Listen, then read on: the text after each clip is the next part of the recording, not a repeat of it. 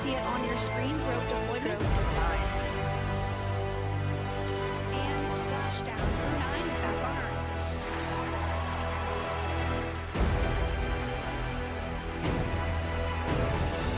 दिल थाम लीजिए, सांसों को संभाल लीजिए और आंखों से बहने वाले आंसुओं को भी रोक लीजिए।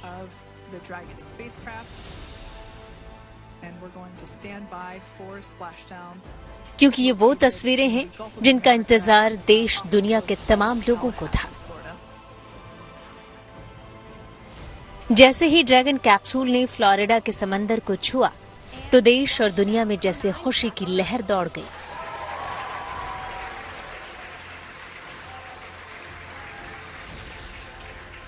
ऐसा लगा जैसे सालों का इंतजार अब खत्म हो गया हो।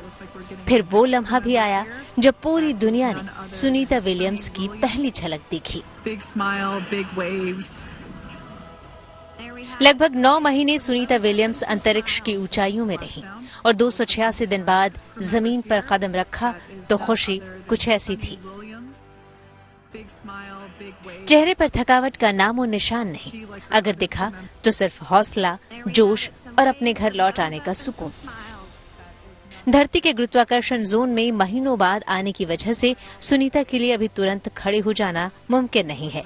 इसलिए उनको पहले स्ट्रेचर पर लिटाकर ड्रैगन से बाहर निकाला गया और फिर हाथ से सहारा देकर व्हील चेयर पर बैठाया गया और इसके तुरंत बाद सुनीता ने हाथ हिलाकर अभिवादन किया।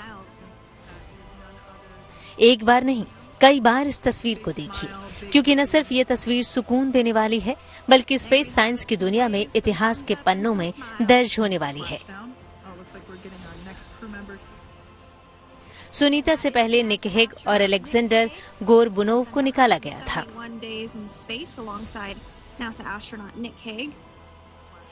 तीसरे नंबर पर स्पेसक्राफ्ट से सुनीता विलियम्स को निकाला गया और फिर आखिर में स्पेसक्राफ्ट से बाहर आए बुच विल्मोर।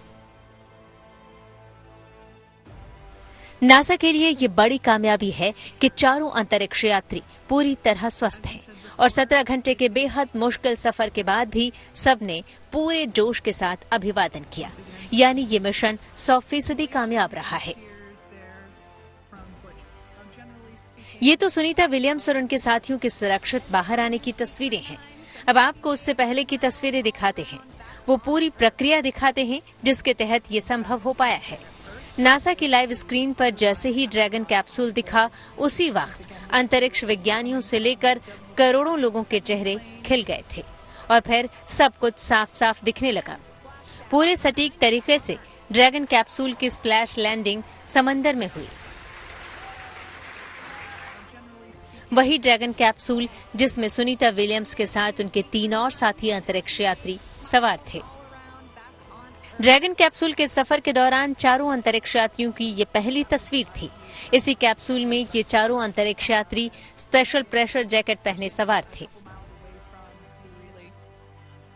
इसके बाद स्पेसक्राफ्ट की पृथ्वी के वातावरण में एंट्री हुई और सुबह ठीक 3:27 पर फ्लोरिडा के तट पर पानी में लैंडिंग हुई।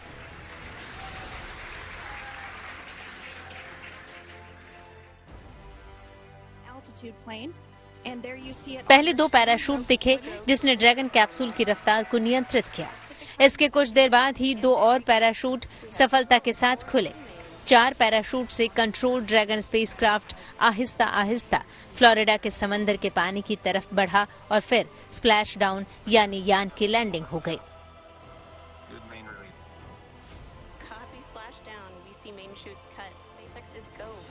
इसके कुछ ही सेकंडों के भीतर 3 स्पीड बोट ने समंदर के भीतर ड्रैगन स्पेसक्राफ्ट का रुख किया। इनके पीछे पीछे समुद्री जहाज था जिसके भीतर इस ड्रैगन कैप्सूल को रखकर बाहर लाया जाना था। स्पीड बोट पर सवार प्रशिक्षित नाविकों ने खास तारों से ड्रैगन स्पेसक्राफ्ट पर तारों का घेरा बांधा ताकि इसको लिफ्ट करके समुद्री जहाज पर रखा जा सके। And the recovery vessel being used today is, as we mentioned multiple times, who flew on Crew 2 a couple of years और इस तरह दुनिया की सबसे बड़ी अंतरिक्ष रिसर्च एजेंसी नासा और एलन मस्क की स्पेसक्राफ्ट का ये मिशन पूरा हो गया। हमारे देश के लिए बड़ी खुशी की बात है, सुनीता विलियम्स वापस हमारे अर्थ पर वापस आ गई हैं।